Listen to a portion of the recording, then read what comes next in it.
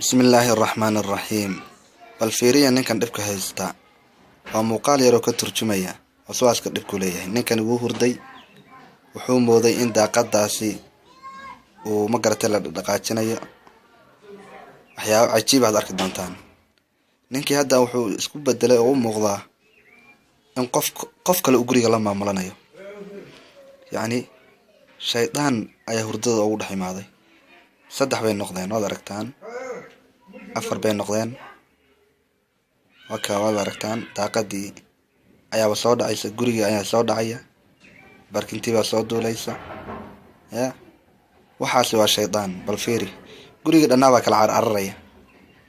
marka waxaasoo idil waxa keenaya waa shaydaan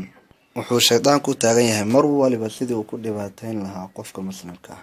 haday noqoto cibaadada haday noqoto dahaarada haday noqoto hurdada oo ku waswaasin qalba dhinac wa kaaga imaan sifaad wixii ooga tagto marka qofka muslimka waxa la rabaa inuu mar waliba xirsi xidho walina uu laasimo adkaaru sabax wal masaa ducooyinka la akhristo subaxii qofka markuu soo tooso iyo galabkii waqtiyada salaada ka baxana ayadana mucaawadateynka akhristo marka uu qofku sii seexanayana inuu mucaawadateynka iyo ducooyinka kale loogu talagalay intuu akhristo gacmihiisa ku tufo uu ismarmariyo markaas waxaad ka magan galaysaa shaydaan iyo waswaaskiisa laakiin hadii kale waxaad halis ugu jirtaa sidan waxaad daris la tahay shaydaan marka hal laasimo ducooyinka waswaas hadii aad dareentana waxba ay isku sii furin halka ka had assalaamu calaykum